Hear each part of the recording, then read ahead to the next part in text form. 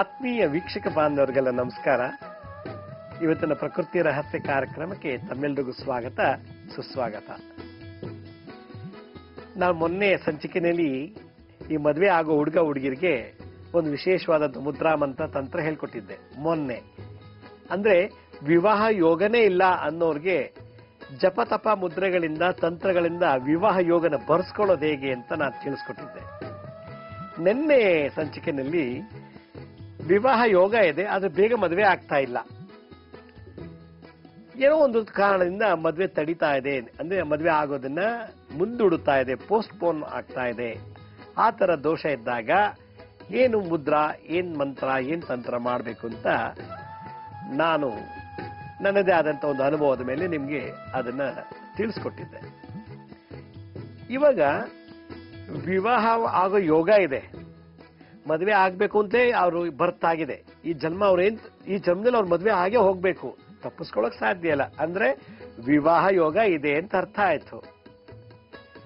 ಎರಡನೇದು, ಹುಡುಗನ್ನೂ ನೋಡಿದ್ದಾರೆ, ಹುಡುಗಿಯ ಕಡೆಯವರು ಫಿಕ್ಸು ಮಾಡ್ಕೊಂಡಿದ್ದಾರೆ, ಎಂಗೇಜ್ಮೆಂಟ್ ಆಗಿದೆ. ಹುಡುಗ ಹುಡುಗಿನ ಒಪ್ಕೊಂಡು ಎಂಗೇಜ್ಮೆಂಟ್ ಮಾಡ್ಕೊಂಡಿದ್ದಾನೆ, ಮದುವೆ ನಿಶ್ಚಿತಾರ್ಥ ಆಗಿದೆ, ಯಾವಾಗ ಮಾಡ್ಕೋಬೇಕು ಅಂತ ಡೇಟ್ ಫಿಕ್ಸ್ ಆಗಿದೆ. ಆದ್ರೆ ಇಲ್ಲಿ ಏನಾಗ್ತಿದೆಪ್ಪ ಅಂತಂದ್ರೆ ಮದ್ವೆನೇ ಮುಂದೂಡ್ತಾ ಇದೆ. ಕಳೆದ ಸಂಚಿಕೆಯಲ್ಲಿ ಎಂಗೇಜ್ಮೆಂಟ್ ಕೂಡ ಆಗಿಲ್ಲ, ಮದುವೆನೂ ಆಗಿಲ್ಲ. ನಿನ್ನೆ ಹೇಳಿದಂತ ಸಂಚಿಕೆಯಲ್ಲಿ ಇಲ್ಲಿ ಮದುವೆ ಆಗ್ಬೇಕು ಅಂತ ಎಂಗೇಜ್ಮೆಂಟ್ ಮಾಡ್ಕೊಂಡಿದ್ದಾರೆ. ನಿಮ್ಮ ಹುಡುಗಿನ ನಮ್ಮನೆ ಸೊಸೆ ಆಗಿ ತಳ್ಕೊಳ್ಳಕ್ಕೆ ನಮ್ದೇನು ಅಭ್ಯಂತರ ಇಲ್ಲ ಅಂತ ಹೇಳಿ ಒಪ್ಪಂದ ಮಾಡ್ಕೊಂಡಿದ್ದಾರೆ. ನಿಮ್ಮ ಮಗನ್ನ ನಾವು ಅಳಿನಾಗಿ ಸ್ವೀಕರಿಸಕ್ಕೆ ನಮ್ದೇನು ಅಭ್ಯಂತರ ಇಲ್ಲ ಅಂತ ಹೇಳಿ ಅವರು ಒಪ್ಕೊಂಡು ಇಬ್ರು ರಿಂಗ್ ಬದಲಾಯಿಸ್ಕೊಂಡಿದ್ದಾರೆ, ಒಂದು ಹುಡುಗ ಹುಡುಗಿನು. ಆದ್ರೆ ಮದುವೆ ಆಗ್ತಿಲ್ಲ ನೋಡಿ. ಮದುವೆ ಏನಾಯ್ತು, ನೆಕ್ಸ್ಟ್ ಮಂತ್ ಮಾಡ್ಬೇಕು ಅಂತ 2 ತಿಂಗಳಿಂದ ಎಂಗೇಜ್ಮೆಂಟ್ ಮಾಡ್ಕೊಂಡ್ರು ಒಬ್ರು. ನಂತರ ಅಪಾಯಿಂಟ್ಮೆಂಟ್ ತಗೊಂಡ್ಬಂದು ಕೇಳಿದ್ರು, ಮದ್ವೆ ನಮ್ಗೆಲ್ಲ ಒಪ್ಪಿಗೆ ಆಯ್ತು, ಹುಡುಗ ಹುಡುಗಿರಿಗೆಲ್ಲ ಒಪ್ಪಿಗೆ ಆಗಿದೆ, ತಂದೆ ತಾಯಿಗಳು ಒಪ್ಕೊಂಡಿದ್ದಾರೆ, ಇದೆಲ್ಲ ಆಧಾರದ ಮೇಲೆ ನಾವು 3 ತಿಂಗಳಿಂದ ಎಂಗೇಜ್ಮೆಂಟ್ ಮಾಡ್ಕೊಂಡ್ವಿ, ಬಹಳ ಗ್ರ್ಯಾಂಡ್ ಆಗಿ ಒಳ್ಳೆ ಚೌಟ್ರಿನಲ್ಲಿ. ಮದ್ವೆನೂ ಫಿಕ್ಸ್ ಆಯ್ತು, ಆದ್ರೆ ಮದ್ವೆ ಮಾತ್ರ ಆಗ್ತಿಲ್ಲ ಆ ಡೇಟ್ ಅಲ್ಲಿ. ಯಾತಕ್ಕೆ ಅಂತ ಗೊತ್ತಾಗ್ತಿಲ್ಲ. ಯಾಕೆಂದ್ರೆ ಆ ಒಂದು ಮದ್ವೆ ಆಗೋ ಸಂದರ್ಭದಲ್ಲಿ ಅವ್ರ ಮನೆಯಲ್ಲಿ ಸೂತ್ಕ ಬಂದ್ಬಿಟ್ಟಿದೆ. ಈ ವರ್ಷ ಮದ್ವೆ ಮಾಡೋಂಗಿಲ್ಲ, ನಮ್ಮ ತಂದೆ ಎಕ್ಸ್ಪೈರ್ ಆದ್ರು, ನಮ್ಮ ತಾತ ಎಕ್ಸ್ಪೈರ್ ಆದ್ರು, ನಮ್ಮ ಅಜ್ಜಿ ಎಕ್ಸ್ಪೈರ್ ಆದ್ರು, ನಮ್ಮ ಅಣ್ಣನ ಹೆಂಡತಿ ಸತ್ತೋದ್ಲು, ನನ್ನ ತಮ್ಮ ಸತ್ತೋದ, ಹೀಗಾಗಿ ನಾವು ಕನ್ಯಾದಾನ ಮಾಡೋಂಗಿಲ್ಲ, ನಾವು ಸೊಸೆ ತರೋಂಗಿಲ್ಲ, ಏನ್ ಮಾಡೋದು? ಇಲ್ಲಿ ಒಂದು ಬಹಳ ಸೂಕ್ಷ್ಮತೆ ಎಲ್ಲರೂ ಅರ್ಥ ಮಾಡ್ಕೋಬೇಕು.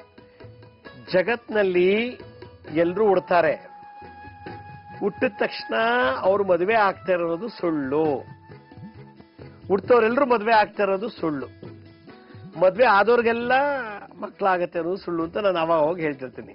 ಇಲ್ಲಿ ಹುಡ್ತವ್ರಿಗೆಲ್ರಿಗೂ ಮದುವೆ ಆಗತ್ತೆ ಅನ್ನೋದು ಗ್ಯಾರಂಟಿ ಇಲ್ಲ. ಅಕಸ್ಮಾತ್ ಲವ್ ಮಾಡಿದವ್ರೆಲ್ಲರೂ ಮದುವೆ ಮಾಡ್ಕೋತಾರೆ ಅಂತ ಗ್ಯಾರಂಟಿ ಇಲ್ಲ. ಅಕಸ್ಮಾತ್ ಎಂಗೇಜ್ಮೆಂಟ್ ಆದ್ರೂ ಕೂಡ ಆ ಎಂಗೇಜ್ಮೆಂಟ್ ಆದವರೇ ಮತ್ತೆ ಮದುವೆ ಆಗ್ತಾ ಇರೋದು ಸುಳ್ಳು. ಇಲ್ಲಿ ಎಷ್ಟೋ ಎಂಗೇಜ್ಮೆಂಟ್ ಕ್ಯಾನ್ಸಲ್ ಆಗೋಗಿದೆ. ಏನಕ್ಕೆ? ಬೇಕಾದಷ್ಟು ರೀಸನ್ ಇದೆ. ಆದ್ರಿಂದ ಇಲ್ಲಿ ಹುಡುಗನ ಕಡೆಯವರು ಒಪ್ಕೊಂಡಿದ್ದಾರೆ, ಹುಡುಗಿ ಕಡೆಯವರು ಒಪ್ಕೊಂಡು ಎಂಗೇಜ್ಮೆಂಟ್ ಆಗಿದೆ, ಮದುವೆ ಆಗ್ತಿಲ್ಲ. ಅವ್ರಿಗೆ ಯಾರಿಗೂ ಇಷ್ಟ ಇಲ್ಲ ಕ್ಯಾನ್ಸಲ್ ಮಾಡಕ್ಕೆ ಮದ್ವೆನ. ನಮ್ಗೆ ಆ ಹುಡುಗಿ ಅವನೇ ಬೇಕು ಅಂತಾಳೆ, ಈ ಹುಡುಗ ಅವನಲ್ಲೇ ಮದುವೆ ಆಗ್ಬೇಕು ಅಂತ. ಇಲ್ಲಿ ಎಲ್ರಿಗೂ ಸನ್ಮತ, ಒಪ್ಪಂದ, ಇಷ್ಟ ಇರೋದ್ರಿಂದ ಎಂಗೇಜ್ಮೆಂಟ್ ಆಗಿದೆ, ಆದ್ರೆ ಮದುವೆ ಆಗಕ್ ಆಗ್ತಿಲ್ಲ. ಆಗಸ್ಟ್ ಅಲ್ಲಿ ಮದುವೆ ಆಗ್ಬೇಕು ಅಂತಿದ್ರೆ ಇವತ್ತು ನಿನ್ನೆ ಅವ್ರ ಚಿಕ್ಕಪ್ಪ ತೀರ್ಕೊಂಡ್ಬಿಟ್ಟಿದ್ದಾರೆ. ಲಾಸ್ಟ್ ಮಂತ್ ಅಲ್ಲಿ ಮದುವೆ ಆಗ್ಬೇಕು ಅಂತೆಲ್ಲ ರೆಡಿ ಮಾಡ್ಕೊಂಡು ಚೌಟ್ರಿ ಬುಕ್ ಮಾಡಿದ್ರು, ಎಲ್ಲಾನು ರೆಡಿ ಆಗಿತ್ತು. ನೋಡಿದ್ರೆ ದಿಢೀರ್ನೆ ಅವ್ರ ಮನೇಲಿ ಅವ್ರ ತಂದೆನೇ ಆಕ್ಸಿಡೆಂಟ್ ಆಗಿ ಸತ್ತೋಗ್ಬಿಟ್ರು. ಇನ್ನೊಂದು ಒಬ್ರು ಬಂದು ಕೇಳಿದ್ರು, ನೋಡಿ ನಾವು 5 ತಿಂಗಳಾಯ್ತು ಎಂಗೇಜ್ಮೆಂಟ್ ಮಾಡ್ಕೊಂಡು, ಚೌಟ್ರಿ ಕೂಡ ಬುಕ್ ಮಾಡಿದೀವಿ, ಹೆಂಗಾರು ಮಾಡಿ ಮದುವೆ ಮಾಡ್ಬೇಕು ಅಂತೇಳಿ ಹಣ ಕಾಸೆಲ್ಲ ಒದಿಸ್ಕೊಂಡಿದೀವಿ, ಎಲ್ಲೊಂದು ತಗೊಂಡ್ಬಂದು ಎಲ್ಲ ಮದುವೆ ಮಾಡಿಟ್ಕೊಳ್ಳೋಕೆ ದುಡ್ಡು ಅವ್ರು ಇವತ್ತೆಲ್ಲ ಬೇಡಿ ಕಾಡಿ ರೆಡಿ ಮಾಡಿ ಇಟ್ಕೊಂಡಿದೀವಿ. ಆದ್ರೆ ಸಡನ್ ಆಗಿ ಹೇಳಿದ್ರು, ಈ ಮದುವೆ ನೆಕ್ಸ್ಟ್ ಇಯರ್ ಮಾಡ್ಕೊಳ್ಳೋಣ ಅಂದ್ಬಿಟ್ರು ಗಂಡನ ಕಡೆಯವರು. ಯಾಕೆ ಅಂತ ಕೇಳಕ್ ಹೋದಾಗ, ಇಲ್ಲ ಇವತ್ತು ಈ ಸಲ ನಮ್ಗೆ ನಮ್ಮ ಮನೆಯಲ್ಲಿ ನಮ್ಮ ತಾಯಿ ತೀರ್ಕೊಂಡ್ಬಿಟ್ರು, ಅಂದ್ರೆ ಹುಡುಗನ ಅಜ್ಜಿ ತೀರ್ಕೊಂಡ್ಬಿಟ್ರು, ಹೀಗಾಗಿ ನಾವು ಮಾಡಕ್ಕಾಗಲ್ಲ. ಇನ್ನೊಂದು ಎಂಗೇಜ್ಮೆಂಟ್ ರೆಡಿ ಆಗಿದೆ, ಡೇಟ್ ಫಿಕ್ಸ್ ಮಾಡಿದ್ದಾರೆ, ನೋಡಿದ್ರೆ ಆ ವಿವಾಹ ದಿವಸನೇ ಅವ್ರ ತಂದೆ ತಿಥಿ ಅಂತೆ, ನಮ್ಮ ತಂದೆ ಶ್ರಾದ್ದ ಇದೆ, ನಾವು ಮಾಡಕ್ಕಾಗಲ್ಲ. ಅರೆ ಮುಂಚೆ ನೋಡಕ್ ಆಗ್ತಿರ್ಲಿಲ್ವಾ? ಅಯ್ಯೋ ಅವಾಗೇನು ಗೊತ್ತಾಗ್ಲಿಲ್ಲ, ನಾವು ಮರ್ತೋಯ್ತು, ನೋಡಿದ್ರೆ ಆ ಡೇಟ್ಗೆ ಆವತ್ತೇ ನಮ್ಮ ತಂದೆ ತಿಥಿ ಬರುತ್ತೆ, ತಂದೆ ತಿಥಿ ದಿವಸ ನಮ್ಮ ಮದುವೆ ಮಾಡೋದು ತಪ್ಪಾಗತ್ತೆ, ಪೋಸ್ಟ್ಪೋನ್ ಮಾಡಿ ಅಂತ. ಇನ್ನೊಬ್ರು ಬಂದ್ರು, ಅಪಾಯಿಂಟ್ಮೆಂಟ್ ತಗೊಂಡು ಕೇಳ್ತಿದ್ರು, ನೋಡಿ ನಾವು ಬಹಳ ಮರ್ಯಾದಸ್ಥರು, ಬಹಳ ಶ್ರೀಮಂತರು ಕೂಡ, ನಮ್ದೇ ಆದಂತ ಒಂದು ಸ್ಥಾನಮಾನ ಸಮಾಜದಲ್ಲಿದೆ, ಹುಡುಗ ಹುಡುಗಿನ ಲವ್ ಮಾಡಿದ್ದಾನೆ, ಹುಡುಗಿ ಹುಡುಗನು ಲವ್ ಮಾಡಿದ್ದಾನೆ, ನಾವೇನು ಹಾಳಾಗಿ ಹೋಗ್ಲಿ ಅಂದ್ಬಿಟ್ಟು ಒಪ್ಕೊಂಡಿದೀವಿ ಮದುವೆ ಮಾಡ್ಕೊಳ್ಳಕ್ಕೆ ಅಂತ. ಆದ್ರೆ ಹುಡುಗಿ ಕಡೆಯವರು ನಮ್ಗೆ ಒಪ್ಪಿಗೆ ಕೊಡ್ತಿಲ್ಲ. ಈಗ ನಾವು ಹುಡುಗಿನ ಕಿಡ್ನಾಪ್ ಮಾಡ್ಕೊಂಡೋಗಿ ಮದುವೆ ಮಾಡ್ಬೋದಾ? ಒಳ್ಳೇದಾಗತ್ತಾ? ಅಥವಾ ನಾವೇ ಸ್ವತಃ ಖರ್ಚಿಟ್ಟು ಹುಡುಗಿನ ಕರ್ಕೊಂಬಂದು ಮದುವೆ ಮಾಡಿಸ್ಕೊಳ್ಳೋದಾ? ಇಲ್ಲ ಯಾವ್ದಾದ್ರು ಒಂದು ದೇವಸ್ಥಾನದಲ್ಲಿ ಹೋಗ್ಬಿಟ್ಟು ನಾವು ಮದುವೆ ಮಾಡ್ಕೊಂಡ್ ಬಂದ್ಬಿಡ್ಬೋದಾ? ಇದ್ ಏನಾದ್ರು ಪ್ರಾಬ್ಲಮ್ ಆಗತ್ತಾ? ದೋಷ ಇದೆಯಾ ನೋಡಿ ಅಂತ ಒಬ್ರು ಬಂದು ಕೇಳಿದ್ರು. ಇನ್ನೊಬ್ರು ಇದೇ ತರ ಅಪಾಯಿಂಟ್ಮೆಂಟ್ ತಗೊಂಡ್ ಬಂದು ಕೇಳಿದ್ರು, ನೋಡಿ ನಮ್ಮ ಮಗಳು ಅವಳಿ ಜೋಳಿ ಮಕ್ಕಳು, ಇಬ್ರು ಹೆಣ್ಮಕ್ಳು ಅವಳಿ ಜೋಳಿ ಅಂತೆ, ಇಬ್ರಿಗೂ ಹುಡುಗರು ಹುಡುಕಿದ್ದಾರೆ, ಇಬ್ರಿಗೂ ಒಂದೇ ದಿವಸದಲ್ಲೇ ಮದುವೆ ಮಾಡ್ಬೇಕು ಅಂತಾನು ಇಷ್ಟಪಟ್ಟಿದ್ದಾರೆ, ಎಲ್ಲ ಅರೇಂಜ್ಮೆಂಟ್ ಮಾಡಿದ್ದಾರೆ. ಆದ್ರೆ ಅಲ್ಲೆಲ್ಲೋ ಒಂದು ಕಡೆ ಯಾವುದೋ ಒಂದು ಸಣ್ಣ ಕಾರಣದಿಂದ ನಿಮ್ಮ ದೊಡ್ಡ ಮಗಳು ಮದುವೆ ಮಾಡ್ಕೊಳ್ಳಿ, ನಮ್ಮ ಮಗನ ಮದುವೆ ಎರಡನೇ ಮಗಳನ್ನ ನಾವು ಇನ್ನೊಂದು 6 ತಿಂಗಳು ಬಿಟ್ಕೊಂಡು ಮದುವೆ ಮಾಡ್ಕೊಳ್ತೀವಿ ಅಂತ ಒಬ್ರು ಅಂದ್ರಂತೆ ಆ ಹುಡುಗನ ಅಜ್ಜಿ. ಯಾಕೆ ಹಂಗ್ ಮಾಡ್ತೀರಾ? ನಮಗೆ ತುಂಬಾ ಒಂದೇ ಖರ್ಚಿನ 2 ಮದುವೆ ಮಾಡ್ಬೋದು, ಅವಳಿ ಜೋಳಿ ಬೇರೆ, ಮತ್ತೆ ಸಪರೇಟ್ ಛತ್ರ ಬುಕ್ ಮಾಡಕ್ಕಾಗಲ್ಲ, ಬಹಳ ಸಮಸ್ಯೆಗಳಿದೆ, ದಯವಿಟ್ಟು ನೀವು ಅವತ್ತೇ ದಿನನೇ ನಮ್ಮ ಎರಡನೇ ಮಗಳದ್ದು ಮದುವೆ ಮಾಡ್ಕೊಳ್ಳಿ ಅಂತ ನಾವು ಕೇಳಿದಾಗ, ಇಲ್ಲ ನಮ್ಮ ಮಗ ಇನ್ನೊಬ್ಬ ಅಮೆರಿಕದಲ್ಲಿದ್ದಾನೆ, ಅವನು ಬರೋದೇ 6 ತಿಂಗಳಾದ್ಮೇಲಂತೆ, ಅವನಿಗೆ ರಜಾ ಸಿಕ್ತಿಲ್ಲ, ಫ್ಲೈಟ್ ಟಿಕೆಟ್ ಸಿಗ್ತಾ ಇಲ್ಲ, ಅವ್ನು ಬರೋವರೆಗೂ ನಾವು ಮದುವೆನೇ ಮಾಡಲ್ಲ ಅಂತೇಳಿ ಮದುವೆನೇ ಪೋಸ್ಟ್ಪೋನ್ ಮಾಡ್ಬಿಟ್ಟು, ಅವ್ನು ಎಲ್ಲಿಂದ ಬರೋವರೆಗೂ ಮದುವೆ ಆಗಲ್ಲ, ದೊಡ್ಡ ಮಗಳು ಮದುವೆ ಮಾಡ್ಕೊಂಡು. ಇದನ್ನ ಅವ್ರು ಬಂದು ಪಾಪಗಳು ಅಂತ ಅಳ್ತಾ ಕೇಳ್ಕೊಂಡ್ರು. ಇದು ಅವಳಿ ಜೋಳಿ ಇರುವಂತ ಮನೆಯಲ್ಲಿ ಬಂದಂತ ಸಮಸ್ಯೆ. ಇಲ್ಲಿ ಹುಡುಗ ಅಮೆರಿಕದಲ್ಲಿದ್ದಾನೆ, ಹುಡುಗಿ ಬೆಂಗಳೂರಿನಲ್ಲಿದ್ದಾಳೆ, ದೊಡ್ಡವರು ಮಾತುಕತೆ ಆಡಿ ಎಂಗೇಜ್ಮೆಂಟ್ ಮಾಡಿದ್ರು, ಅಮೆರಿಕದಿಂದ ಬಂದ ಹುಡುಗ ಎಂಗೇಜ್ಮೆಂಟ್ ಮಾಡ್ಕೊಂಡ. ಡಿಸೆಂಬರ್ 25ನೇ ತಾರೀಕು ಕ್ರಿಸ್ಮಸ್ ಡೇ ಇದೆ, ಕ್ರಿಸ್ಮಸ್ ಡೇ ಒಂದು ವಾರ ರಜಾ ಸಿಗುತ್ತೆ, ಆಗ ಒಂದು ವಾರದಲ್ಲಿ ನಾನು ಒಂದು ವಾರ ಎಕ್ಸ್ಟ್ರಾ ರಜಾ ಹಾಕ್ಬಿಟ್ಟು ಒಂದು 10 ದಿವಸ 15 ದಿವಸದಲ್ಲಿ ಇಂಡಿಯಾಗೆ ಬಂದು ಹುಡುಗಿನ ಮದುವೆ ಮಾಡ್ಕೋತೀನಿ ಅಂತ ಹೇಳ್ಬಿಟ್ಟು ಹೋದ ಅಮೆರಿಕಾಗೆ ಎಂಗೇಜ್ಮೆಂಟ್ ಮಾಡ್ಕೊಂಡು. ಅಲ್ಲಿಗೆ ಹೋದ್ಮೇಲೆ ಹುಡುಗ ಡಿಸೆಂಬರ್ ಆಯ್ತು, ಜನವರಿ ಆಯ್ತು, ಫೆಬ್ರವರಿ ಆದ್ರೂ ಇಂಡಿಯಾಗೆ ಬರಲಿಲ್ಲ. ಎಂಗೇಜ್ಮೆಂಟ್ ಮಾಡ್ಕೊಂಡು ಹುಡುಗಿ ಇವತ್ತು ಬರ್ತಾನೆ ನಾಳೆ ಬರ್ತಾನೆ ಅಂತ ಕಾಯ್ತಾ ಇದಾರೆ, ಆದ್ರೆ ಹುಡುಗ ಬರಲೇ ಇಲ್ಲ, ಮದ್ವೆನೇ ಆಗ್ತಿಲ್ಲ. ಈ ರೀತಿ ವಿವಾಹದಲ್ಲಿ ತಡೀತಾ ಇರುವಂತ ಒಂದು ದೋಷಕ್ಕೆ ಏನು ಮುದ್ರಾ ಮಂತ್ರ ತಂತ್ರನ ನಾವು ಅಳವಡಿಸ್ಕೊಂಡ್ರೆ ಆ ತಡೆ, ಆ ಬಾಧ, ಆ ಒಂದು ದೋಷ ಕ್ಲೇಶನ ಹೇಗೆ ತೆಗಿಬಹುದು ಅನ್ನೋದನ್ನ ನಾನು ಸಣ್ಣ ವಿರಾಮದಂತ ತಿಳಿಸ್ಕೊಡ್ತೀನಿ. ಬನ್ನಿ ಒಂದು ಪುಟ್ಟ ವಿರಾಮ ತಗೊಳ್ಳೋಣ.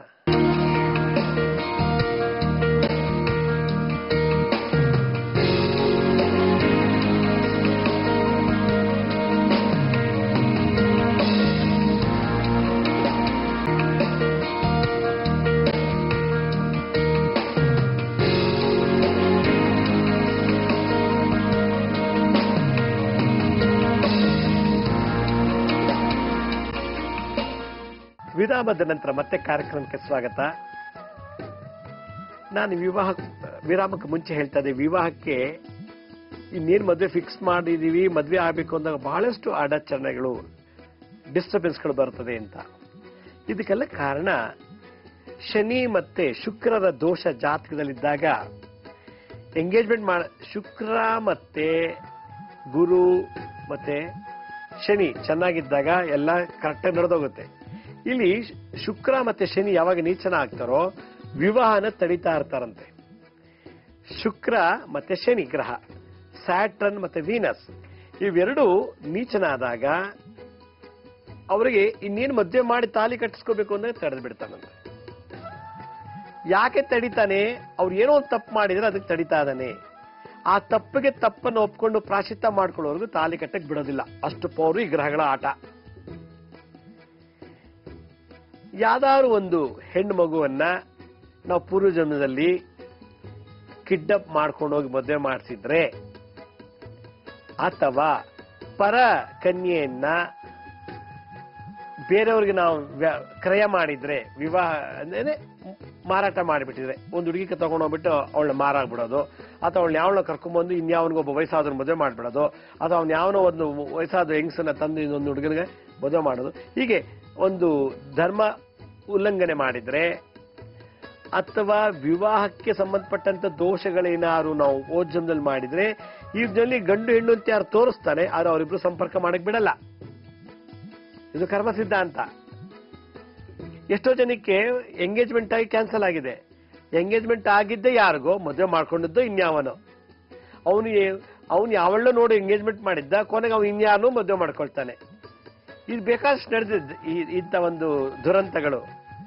ಅಂದ್ರೆ ನಾವು ಯಾವುದೋ ಒಂದು ಹುಡುಗಿನ ಕಿಡ್ನಾಪ್ ಮಾಡ್ಕೊಂಡೋಗಿ ಮದುವೆ ಮಾಡ್ಕೊಂಡಿದ್ರೆ, ಅದು ಕಿಡ್ನಾಪ್ ಮಾಡ್ಕೊಂಡೋಗಿ ತಗೊಂಡೋಗಿ ಅವ್ನಿಗೆ ಫ್ರೆಂಡ್ಗೂ ಏನೋ ಮದುವೆ ಮಾಡಿಸಿದ್ರೆ ಓದ್ ಜನ್ಮದಲ್ಲಿ, ಅದು ಯಾರ್ದೋ ಮನೆ ಹೊಟ್ಟೆ ಕಿಚ್ಕ ಹುಡುಗನ ಅಥವಾ ಹುಡುಗನ ಕರ್ಕೊಂಡೋಗ್ಬಿಟ್ಟು ಒಂದು ದ್ವೇಷದ ಮೇಲೆ ಒಂದು ಮದುವೆ ಮಾಡಿಸಿ ಬಿಟ್ಬಿಟ್ರ, ನೋಡಿದ್ಯಾ ಇವತ್ತು ನೋಡು ನಿನ್ ಮಗ ಅವ್ನು ಮದುವೆ ಮಾಡಿಸಿ ಹೆಂಗ್ ಮಾಡ್ಬಿಟ್ವಿ, ನೀನ್ ಹಿಂಗೆ ಸಾಯ್ಬೇಕು ಅನ್ನೋ ಒಂದು ಹಠ ಛಲದ ಮೇಲೆ ಏನಾದ್ರು ಓದ್ ಜನ್ಮದಲ್ಲಿ ಮದುವೆ ಮಾಡಿಸ್ಬಿಟ್ಟಿದ್ರೆ, ಈ ಜನ್ಮದಲ್ಲಿ ಎಂಗೇಜ್ಮೆಂಟ್ ಆದ್ರೂ ಕೂಡ ಅವನ ಜೊತೆ ಮದುವೆ ಆಗಕ್ಕೆ ಸಾಧ್ಯನೇ ಇರೋದಿಲ್ಲ.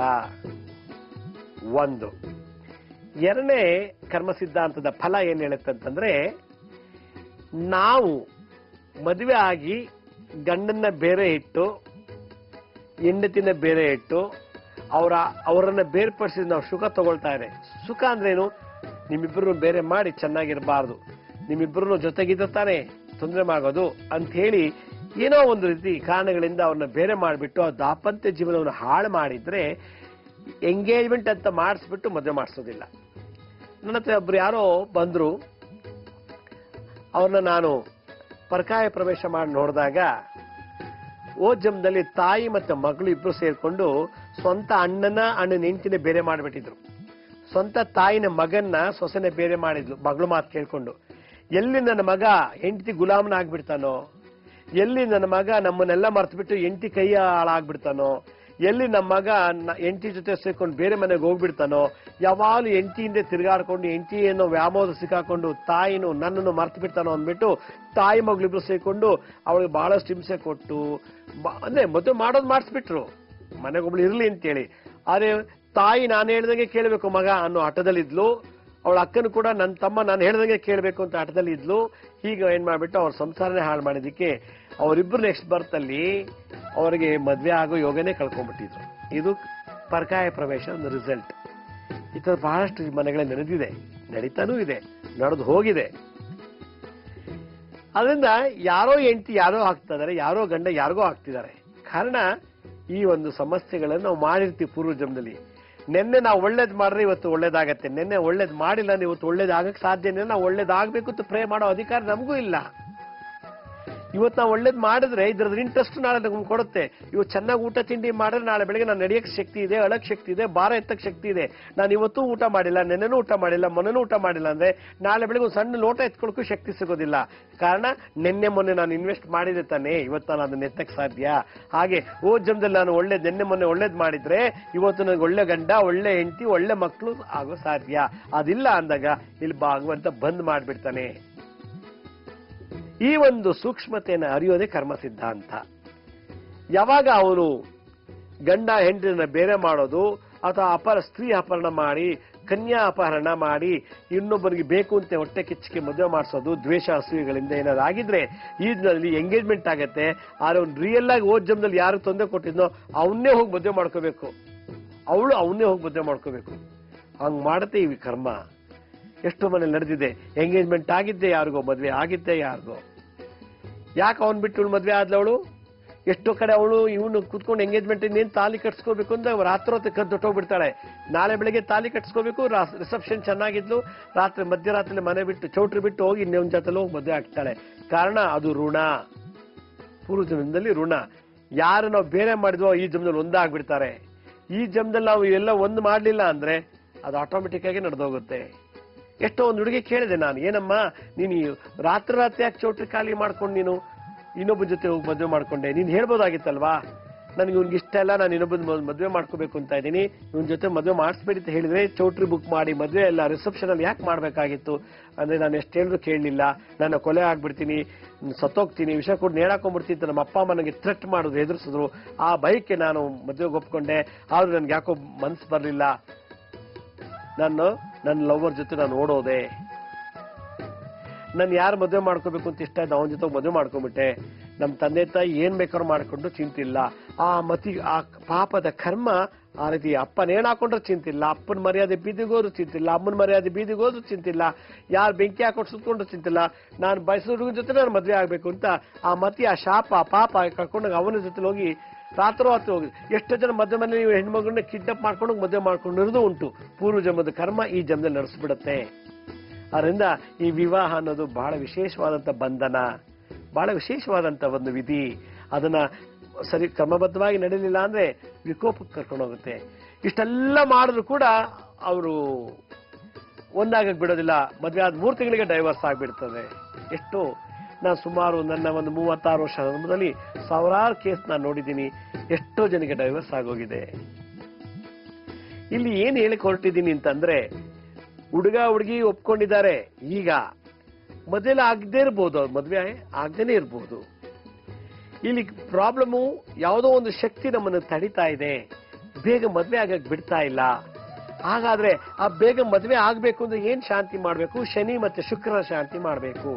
ಕಾಮಾಖ್ಯ ತಂತ್ರ ಸಾಧು ಈ ಸಂದರ್ಭಕ್ಕೆ ಹೇಳ್ತಾರೆ, ಯಾವಾಗ ಶನಿ ಮತ್ತೆ ಶುಕ್ರ ಒಬ್ರಿಗೊಬ್ರು ನೀಚಾಗಿ ಒಂದು ಜೊತೆಗಿರ್ತಾರೋ ಇವ್ನ ಅವಳು ಮದುವೆ ಆಗಕ್ ಬಿಡಲ್ಲ, ಅವಳು ಇವನ್ ಮದುವೆ ಆಗಕ್ ಬಿಡಲ್ಲ ಅಂತ ಹೇಳ್ತಾರೆ. ಇದನ್ನೇ ಕಾಳಿದಾಸನ ಜ್ಯೋತಿಷ್ಯ ಶಾಸ್ತ್ರ ಹೇಳ್ತಾರೆ, ವರಾಹಮಿರ ಜ್ಯೋತಿಷ್ಯ ಶಾಸ್ತ್ರ ಹೇಳ್ತಾರೆ, ಪರಾಶರ ಹೌರಾ ಶಾಸ್ತ್ರದಲ್ಲೂ ಇದೇ ವಿಷಯ ಹೇಳುತ್ತೆ. ಅಲ್ಲಿಗೆ ಕಾನ್ಸೆಪ್ಟ್ ಒಂದೇ ಇದೆ, ಆದ್ರೆ ಪ್ರಾಬ್ಲಮ್ ಬೇರೆ ಇರ್ಬೋದು. ಅದರಿಂದ ಈ ವರಾಹಮಿಹಿರ, ಕಾಳಿದಾಸನ ಜ್ಯೋತಿಷ್ಯ ಶಾಸ್ತ್ರ, ಪರಾಶರ ಔರ ಶಾಸ್ತ್ರದಲ್ಲೂ ಕೂಡ ಈ ಒಂದು ಶುಕ್ರ ಮತ್ತೆ ಶನಿ ಇಬ್ರು ತುಂಬಾ ತೊಂದರೆ ಕೊಟ್ಟಾಗ, ಇಬ್ರು ಜೊತೆ ಆದಾಗ ಎಂಗೇಜ್ಮೆಂಟ್ ಆದ್ರೂ ಕೂಡ ಮದುವೆ ಮಾಡ್ಸಕ್ ಸಾಧ್ಯ ಇಲ್ಲ ಅಂತ ಹೇಳ್ತಾರೆ. ಹಾಗಿದ್ಮೇಲೆ ಇದನ್ನ ನಿಭಾಯಿಸಿ ಮದುವೆ ಮಾಡಿಸೋದು ಹೇಗೆ ಅನ್ನೋದನ್ನ, ಶುಕ್ರ ಮತ್ತೆ ಶನಿಗೆ ಶಾಂತಿ ಮಾಡಿ ಮದುವೆ ಮಾಡೋದು ಹೇಗೆ ಅನ್ನೋದನ್ನ ನಾನು ಸಣ್ಣ ವಿರಾಮ ತಿಳಿಸ್ಕೊಡ್ತೀನಿ. ಬನ್ನಿ ಈಗ ಒಂದು ಪುಟ್ಟ ವಿರಾಮ ತಗೊಳ್ಳೋಣ.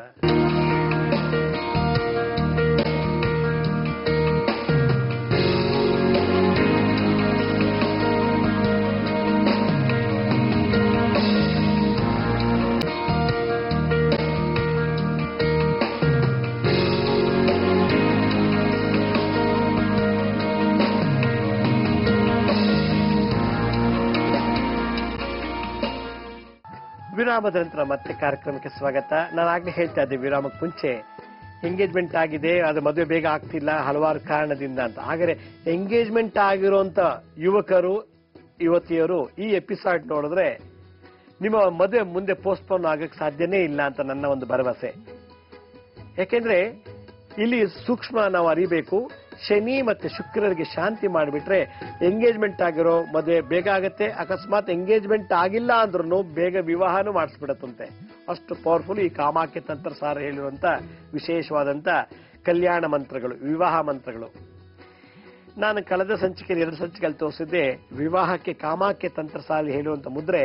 ನೋಡಿ ಆ ಮುದ್ರೆ ಹೇಗಿದೆ ಅಂದ್ರೆ, ನಮ್ಮ 2 ಹಸ್ತನ ಈ ರೀತಿ ಬೆರಳನ್ನ ಅಗಲಿಸ್ಬೇಕು. ಇದಕ್ಕೆ ಸಂದಂಶ ಅಂತಾರೆ. ಶುಕ್ರ ಯಾರು? ಇದು ಹೆಬ್ಬೆಟ್ಟು. ಶನಿ ಯಾರು? ಈ ಮಧ್ಯದ ಬೆರಳು. ಈ ಶುಕ್ರ ಮತ್ತೆ ಶನಿ ಎರಡನ್ನು ಒಟ್ಟಿಗೆ ಸೇರಿಸ್ಬೇಕು. ಶುಕ್ರ ಮತ್ತೆ ಶನಿ ಎರಡನ್ನು ಒಟ್ಟಿಗೆ ಸೇರಿಸಿದಾಗ ಏನಾಗುತ್ತೆ, ಇಬ್ರಿಗೂ ಸಂಪರ್ಕ ಬಂದು ಕಲ್ಪಿಸ್ದಂಗಾಗತ್ತೆ. ನೋಡಿ ಈ ರೀತಿ ಇದು ಇವಿಷ್ಟನ್ನು ಸೇರಿಸಿದಾಗ ಇದೊಂದು ಆಕಾರ ಬರುತ್ತೆ. ಇನ್ನು ಉಳಿದ ಎಲ್ಲಾ ಬೆರಳನ್ನು ಈ ರೀತಿ ಸ್ಟ್ರೈಟ್ ಆಗಿ ನಿಲ್ಲಿಸ್ಬೇಕು. ಈಗ ಇಟ್ಕೊಂಡ್ಬಿಟ್ಟು ಓಂ ಹ್ರೀಂ ಹೈಂ ಕ್ಲೀಂ ಶೀಘ್ರ ವಿವಾಹ ಕಾರ್ಯ ಸಾಧಯ ಓಂ ನಮಃ. ಓಂ ಹ್ರೀಂ ಐಂ ಕ್ಲೀಂ ಶೀಘ್ರ ವಿವಾಹ ಕಾರ್ಯ ಸಾಧಯ ಓಂ ನಮಃ. ಓಂ ಹ್ರೀಂ ಐಂ ಕ್ಲೀಂ ಶೀಘ್ರ ವಿವಾಹ ಕಾರ್ಯ ಸಾಧಯ ಓಂ ನಮಃ. ಓಂ ಹ್ರೀಂ ಐಂ ಕ್ಲೀಂ ಶೀಘ್ರ ವಿವಾಹ ಕಾರ್ಯ ಸಾಧಯ ಓಂ ನಮಃ ಅನ್ನೋ ಮಂತ್ರನ ಪೂರ್ವ ಅಥವಾ ಉತ್ತರಕ್ಕೆ ಮುಖ ಮಾಡಿಕೊಳ್ಳುತ್ತು ಮುದ್ರಧಾರಣ ಮಾಡಿ 108 ಸಲ ಬೆಳಗ್ಗೆ ಮತ್ತೆ ಸಂಜೆ ಜಪ ಮಾಡ್ಬೇಕಂತೆ. ಮತ್ತೆ ಶುಕ್ರವಾರ ಶನಿವಾರ ದಿವಸ, ಶುಕ್ರವಾರ ದಿನ ಶನಿವಾರದ ದಿವಸ ಇದನ್ನ ಈ ಮುದ್ರಧಾರಣ ಮಾಡಿ ಬನ್ನಿ ಮರಕ್ಕೆ, ಶಮಿ ವೃಕ್ಷಕ್ಕೆ, ಬನ್ನಿ ಮರದಲ್ಲಿ ಶನಿ ಗ್ರಹ ವಾಸ ಮಾಡ್ತಾರೆ. ಬನ್ನಿ ಮರದಲ್ಲಿ ಶನಿ ಗ್ರಹ ವಾಸ, ಅಲ್ಲಿ ಹೋಗ್ಬಿಟ್ಟು ಈ ಮುದ್ರೆ ಮತ್ತೆ ಮಂತ್ರ ಇಟ್ಕೊಂಡು ಓಂ ಹ್ರೀಂ ಹೈಂ ಕ್ಲೀಂ ಶೀಘ್ರ ವಿವಾಹ ಕಾರ್ಯ ಸಾಧಯ ಓಂ ನಮಃ. ಓಂ ಹ್ರೀಂ ಐಂ ಕ್ಲೀಂ ಶೀಘ್ರ ವಿವಾಹ ಕಾರ್ಯ ಸಾಧಯ ಓಂ ನಮಃ. ವಿವಾಹ ಕಾರ್ಯ ಬೇಗ ಆಗ್ಲಿ ಅಂತ ಹೇಳಿ ಪ್ರಾರ್ಥನೆ ಮಾಡಿಕೊಂಡು 108 ಸುತ್ತ ಪ್ರದಕ್ಷಿಣೆ ಮಾಡಿಬಿಟ್ಟು ಅಲ್ಲಿ ಬೆಲ್ಲನ ಎಳ್ಳಿಗೆ ಮಿಕ್ಸ್ ಮಾಡಿಬಿಟ್ಟು, ಬೆಲ್ಲ ಶನಿ, ಎಳ್ಳು ಶನಿ, ಸ್ವೀಟ್ ಶುಕ್ರ, ಬೆಲ್ಲ ಅದನ್ನು ಎರಡು ಮಿಕ್ಸ್ ಮಾಡಿಬಿಟ್ಟು ಅದನ್ನ ಸ್ವೀಟ್ ಮಾಡಿ ಆ ಮರದ ಬುಡಕ್ಕೆ ಒಂಚೂರು ಹಾಕ್ಬಿಟ್ಟು ಉಳಿದಿದ್ದನ್ನ ತಗೊಂಡು ವಿವಾಹ ಆಗಿರೋ ಜನಗಳಿಗೆ ಹಂಚಬೇಕಂತ. ಇದು ತಂತ್ರ. ಮುದ್ರೆ ಏನು, ಶುಕ್ರ ಮತ್ತೆ ಶನಿಯನ್ನ ಜೋಡಿಸ್ಬೇಕು. ಈ ರೀತಿ ಮುದ್ರೆ ಮಾಡಬೇಕು. ಒಂದು ಓಂ ಹ್ರೀಂ ಐಂ ಕ್ಲೀಂ ಶೀಘ್ರ ವಿವಾಹ ಕಾರ್ಯ ಸಾಧಯ ಓಂ ನಮಃ. ಓಂ ಹ್ರೀಂ ಐಂ ಕ್ಲೀಂ ಶೀಘ್ರ ವಿವಾಹ ಕಾರ್ಯ ಸಾಧಯ ಓಂ ನಮಃ. ಓಂ ಹ್ರೀಂ ಐಂ ಕ್ಲೀಂ ಶೀಘ್ರ ವಿವಾಹ ಕಾರ್ಯ ಸಾಧಯ ಓಂ ನಮಃ ಅನ್ನೋ ಮಂತ್ರ ಜಪ ಮಾಡಿಬಿಟ್ಟು 108 ಸುತ್ತು ಪ್ರದಕ್ಷಿಣೆ ಮಾಡಬೇಕು. ಶುಕ್ರವಾರ ಶನಿವಾರ, ವಾರಕ್ಕೆ 2 ದಿನ, ಶನಿ ಶುಕ್ರ ಶಾಂತಿ. ಇದು ಮಾಡಿಬಿಟ್ಟು ಆಮೇಲೆ ನಾವು ತಗೊಂಡೋದಂತ ಎಳ್ಳು ಮತ್ತೆ ಬೆಲ್ಲ ಮಿಕ್ಸ್ ಮಾಡದಂತದನ್ನು ತೆಗೆದು ಬನ್ನಿ ಮರ ಶಮಿ ವೃಕ್ಷ ಬುಡಕ್ಕೆ ಹಾಕಿ ಅಲ್ಲಿ ಬರೋ ಗೊದ್ದ ಇರುವೆಗಳು ತಿನ್ಲಿಕ್ಕೆ ಅಂತ ಹಾಕ್ಬಿಟ್ಟು ಸ್ವಲ್ಪ ಮಿಕ್ಕಿ ತಂದು ಮದುವೆ ಆಗಿರೋ ಗೃಹಸ್ಥರಿಗೆ, ಮದುವೆ ಆದ ಗೃಹಿಣಿಗೆ ಹಂಚಿಬಿಟ್ರೆ ಬೇಗ ಮದುವೆ ಫಿಕ್ಸ್ ಆಗಿಬಿಡ್ತದೆ. ಅಷ್ಟು ಪವರ್ಫುಲ್ ಈ ತಂತ್ರ. ಇದು ಕಾಮಾಖ್ಯ ತಂತ್ರ ಸಾಧನೆ ವಿಶೇಷವಾಗಿ ವರ್ಣನೆ ಮಾಡಿರುವಂತಹ ಮುದ್ರಾಮಂತ್ರ ತಂತ್ರ. ಇದನ್ನ ಯಾರು ಅಳವಡಿಸ್ಕೊಳ್ತಾರೋ ಅವರಿಗೆ ಎಂಗೇಜ್ಮೆಂಟ್ ಆಗದೇನೆ ಬಗ್ಗೆ ಮದ್ವೆನೂ ಆಗ್ಬೋದು. ಅಕಸ್ಮಾತ್ ಎಂಗೇಜ್ಮೆಂಟ್ ಆಗಿ ಮದ್ವೆ ಪೋಸ್ಟ್ಪೋನ್ ಆಗ್ತಿದ್ರೆ, ಮದ್ವೆ ಆಗಕ್ಕೆ ಅಡೆತಡೆಗಳಿದ್ರೆ, ಮದ್ವೆ ಆಗುವಾಗ ತುಂಬಾ ವಿಘ್ನಗಳಿದ್ರೆ, ಯಾವುದೇ ಕಾರಣದಿಂದ ಆಗಿರ್ಬೋದು. ಯಾವ ರೀತಿ ವಿಘ್ನಗಳು ಬರ್ತದೆ ನಾನು ಈಗಾಗಲೇ ವಿರಾಮಕ್ಕೆ ಮುಂಚೆ ಎಕ್ಸ್ಪ್ಲೇನ್ ಮಾಡಿದ್ದೀನಿ. ಅದಲ್ಲದೆ ಇನ್ನು ಬೇಕಾದಷ್ಟು ಕಾರಣಗಳಿದೆ. ಅದನ್ನೆಲ್ಲ ನಾಶ ಮಾಡಿ ಶೀಘ್ರ ವಿವಾಹ ಕಾರ್ಯ ಸಾಧಯ ಓಂ ನಮಃ ಅಂತೇಳಿ ಇದು ಕಾಮಾಖ್ಯ ದೇವಿಯನ್ನು ನೆನೆಸುವಂತ ಮಂತ್ರ. ಇಲ್ಲಿ ಎಲ್ಲೂ ಕಾಮಾಖ್ಯ ಅಂತ ಬಂದಿಲ್ಲ. ಆ ಈ ಮಂತ್ರಗಳೆಲ್ಲ ಕಾಮಾಖ್ಯ ತಂತ್ರ ಸಾರದಲ್ಲಿ ಉಲ್ಲೇಖನ ಆಗಿದೆ, ಸ್ವಪ್ನೇಶ್ವರಿ ತಂತ್ರ ಸಾರದಲ್ಲೂ ಉಲ್ಲೇಖನ ಆಗಿದೆ. ಆದ್ರಿಂದ ಕಾಮಾಖ್ಯ, ಸ್ವಪ್ನೇಶ್ವರಿ ಬೇರೆ ಯಾರೆಲ್ಲ, ಎಲ್ಲ ಒಂದೇ ಅನ್ನೋ ಅರ್ಥ ಈ ತಂತ್ರ ಸಾರದಲ್ಲಿ ಉಲ್ಲೇಖನ ಮಾಡಿದ್ದಾರೆ. ಅದರಿಂದ ಓಂ ಹ್ರೀಂ ಐಂ ಕ್ಲೀಂ ಶೀಘ್ರ ವಿವಾಹ ಕಾರ್ಯ ಸಾಧಯ ಓಂ ನಮಃ. ಇಲ್ಲಿ ಓಂ ಆದ್ಮೇಲೆ ನಮಃ, 2 ಓಂಕಾರಗಳಲ್ಲಿ ಕೊನೆಯಲ್ಲಿ ನಮಃ ಬರೆದಿದೆ.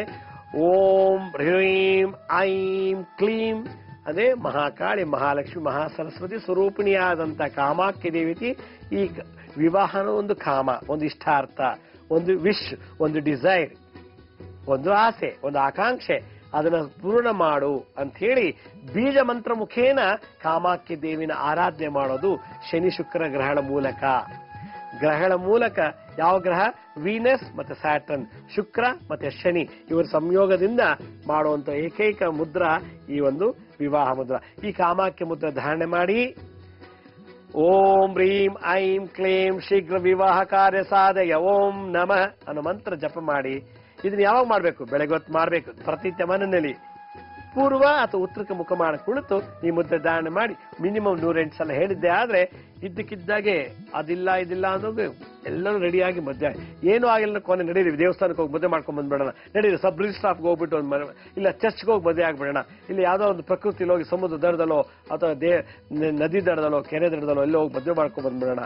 ಹಿಂಗೂ ಒಂದು ಮದುವೆ ಆಗುತ್ತೆ. ಕಾರ್ಯ, ವಿವಾಹ ಕಾರ್ಯ ಸಾಧಯ ಅಂತ ಹೇಳುತ್ತೆ ಮಂತ್ರ.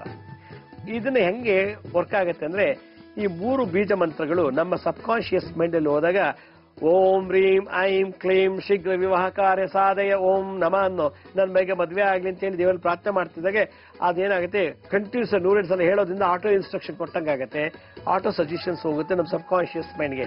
ಯಾವಾಗ ನಮ್ಮ ಸುಪ್ತ ಮನಸ್ಸಿಗೆ ಇದು ಒಂದಾದ್ಮೇಲೆ 102 ಸಲ ಬೆಳಗ್ಗೆ ಸಂಜೆ ಹೋಗ್ತಿರ್ತದೋ ಅದಕ್ಕೆ ಆದಂತ ಒಂದು ಎನರ್ಜಿಯನ್ನ, ವಿವಾಹ ಅನ್ನೋ ಒಂದು ಎನರ್ಜಿಯನ್ನ, ಮನುಷ್ಯ 108 ಎನರ್ಜಿಗಳಿವೆ ಅಂತೆ. ಆ 108 ಎನರ್ಜಿಲಿ ವಿವಾಹ ಅನ್ನೋದು ಒಂದು ಎನರ್ಜಿ. ಆ ಎನರ್ಜಿ, ಈ ಎನರ್ಜಿನ ಮದುವೆ ಆಗೋ ಹುಡುಗನಿಗೋ ಅಥವಾ ಮದುವೆ ಆಗೋ ಹುಡುಗನಿಗೋ ಕನೆಕ್ಟ್ ಮಾಡಿ ಯಾವುದೋ ರೀತಿಯಲ್ಲಿ ನೀವು ಯಾರೂ ಮಾಡ್ಲಿಲ್ಲ ಓಡೋಗಿಬ್ರು ಹೋಗಿಲ್ಲೋ ಒಂದು ಮದುವೆ ಮಾಡ್ಕೊಂಡ್ಬಿಡೋಣ ಅನ್ನೋ ಲೆವೆಲ್ ತರತ್ತಂತೆ ಇದು. ಅಂದ್ರೆ ವಿವಾಹ ಅನ್ನೋ ಒಂದು ಬಂಧನವನ್ನ ಶಾಸ್ತ್ರೋಕ್ತವಾಗಿ ಮಾಡುವಂತ ಏಕೈಕ ಕಾಮಾಖ್ಯ ತಂತ್ರ ಸಾರದ ಮಂತ್ರ ಅಂದ್ರೆ ಇದು. ಕಣ್ಣು ಮುಚ್ಚಾಲೆ ಆಟ ಇಲ್ಲ, ಕದ್ದ ಇಲ್ಲ, ಎಂಥದ್ದು ಇಲ್ಲ. ಶಾಸ್ತ್ರೋಕ್ತವಾಗಿ ಗುರು ಹಿರಿಯರ ಸಾನ್ನಿಧ್ಯದಲ್ಲಿ, ಗುರು ಹಿರಿಯರ ಆಶೀರ್ವಾದದಲ್ಲಿ ಸುಲಲಿತವಾಗಿ ಶಾಸ್ತ್ರೋಕ್ತವಾಗಿ ಕ್ರಮಬದ್ಧವಾಗಿ ಆಗುವಂತ ಒಂದು ವಿಧಿವಿಧಾನವನ್ನ ವಿವಾಹ ಅಂತಾರೆ. ಆ ಒಂದು ಶಕ್ತಿ ಪ್ರೇರೇಪಣೆ ಮಾಡಲಿಕ್ಕೆ ಇದೊಂದು ಮಾರ್ಗ. ಅದರಿಂದ ಸಬ್ ಕಾನ್ಶಿಯಸ್ ಮೈಂಡ್ ಇದು ಹೇಳ್ತಾ ಇದ್ರೆ ಅದನ್ನ ಇಚ್ಛಾಶಕ್ತಿ ಏನಿದೆ ಮದುವೆ ಆಗ್ಬೇಕು ಅಂತ, ಕ್ರಿಯಾಶಕ್ತಿಯನ್ನು ಮದುವೆ ಮಾಡಿಸ್ಬೇಕು ಅಂತ. ಅದರಿಂದ ಜ್ಞಾನಶಕ್ತಿ ಇವ್ರಿಗೆಲ್ರಿಗೂ ಸೇರಿಸಿ ನಾವೆಲ್ಲ ನಿಂತು ಮದುವೆ ಮಾಡ್ಬೇಕು ಅಂತ ಅವ್ರಿಗೆಲ್ರಿಗೂ ಜ್ಞಾನ ಕೊಟ್ಟು ಅವ್ರಿಲ್ದಂತ ಇಚ್ಛಾಶಕ್ತಿಯನ್ನು ಸೇರಿಸಿ ಕ್ರಿಯಾಶಕ್ತಿ ಮಾಡಿದ್ರು. ದೊಡ್ಡ ಚೌಟಿಲೋ, ದೇವಸ್ಥಾನದಲ್ಲೋ, ಮಸೀದಿಲೋ, ಚರ್ಚಲ್ಲೋ ಎಲ್ಲೋ ಒಂದ್ ಕಡೆ ಮದುವೆ ಆಗೋಗ್ಬಿಡುತ್ತೆ. ಅದರಿಂದ ಇಚ್ಛಾಶಕ್ತಿ ಓಂ ಮಧ್ಯದಲ್ಲಿ ಬ್ರೀಂ ಐಂ ಕ್ಲೀಂ, ಬ್ರೀಂ ಐಂ ಕ್ಲೀಂ, ಇಚ್ಛಾಶಕ್ತಿ, ಕ್ರಿಯಾಶಕ್ತಿ, ಜ್ಞಾನಶಕ್ತಿ ಸಂಬೋಧನೆ ಮಾಡಿ, ಪ್ರಚೋದನೆ ಮಾಡಿ ಆ ಶಕ್ತಿಯಿಂದ ಒಂದು ಕ್ರಿಯೆನ, ಒಂದು ತಂತ್ರವನ್ನು ನಡೆಸಿಬಿಡುತ್ತಂತೆ. ಅಷ್ಟು ವಿಶೇಷವಾದದ್ದು ಈ ಒಂದು ಕಾಮಾಖ್ಯ ತಂತ್ರ ಸಾರದ ಮಂತ್ರ. ಅದರಿಂದ ಯಾರಿಗೆ ಜೀವನದಲ್ಲಿ ಮದುವೆ ಆಗಬೇಕು ಅಂತ ಆಸೆ ಇದ್ದು ಎಂಗೇಜ್ಮೆಂಟ್ ಮಾಡಿ ಮದುವೆ ಆಗಿಲ್ಲೋ ಅವ್ರು ಇದರ ಮಂತ್ರ ಜಪ ಮಾಡಿದ್ರೆ ಶೀಘ್ರದಲ್ಲೇ ಮದುವೆ ಆಗತ್ತೆ, ಯಾವ ತೊಂದರೆ ಇಲ್ದಾನೆ ಅಂತ. ಇನ್ನೊಂದು ವಿಶೇಷವಾದ ಸೂಚನೆ, ನಾನು ಇದೇ ವಾರ ಶನಿವಾರ, ಭಾನುವಾರ, ಸೋಮವಾರ ಹುಬ್ಳಿ ಮತ್ತೆ ಬಾಗಲಕೋಟೆಗೆ ಬರ್ತಾ ಇದ್ದೀನಿ. ಹಲವಾರು ಜನ ಕೇಳ್ಕೊಂಡಿದ್ರು ಹುಬ್ಳಿ ಮತ್ತೆ ಬಾಗಲಕೋಟೆಗೆ ಬನ್ನಿ ಅಂತ ಹೇಳಿ. ಈ ಒಂದು ಕೋರಿಕೆ ಮೇಲೆ ನಾನು ಈ ಸಲ ಹುಬ್ಳಿ ಮತ್ತೆ ಬಾಗಲಕೋಟೆಗೆ ಶನಿವಾರ, ಭಾನುವಾರ, ಸೋಮವಾರ ದಿವಸ ಬರ್ತಾ ಇದ್ದೀನಿ. ಬಂದು ನಾನು ಮೀಟ್ ಮಾಡೋದು ಅಂತ ಹೇಳ್ತಾ ಇವತ್ತಿನ ಸಂಚಿಕೆ ಮುಗಿಸ್ತಾ ಇದ್ದೀನಿ. ಇದೇ ರೀತಿ ನಾಳೆ ಸಂಚಿಕೆಯಲ್ಲಿ ಮತ್ತಷ್ಟು ಮಾಹಿತಿ ತಮ್ಮನ್ನು ಭೇಟಿ ಮಾಡ್ತೀನಿ. ಅಲ್ಲಿವರೆಗೂ ನನ್ನ ನಮಸ್ಕಾರ. ಸಾಯಿರಾಮ್.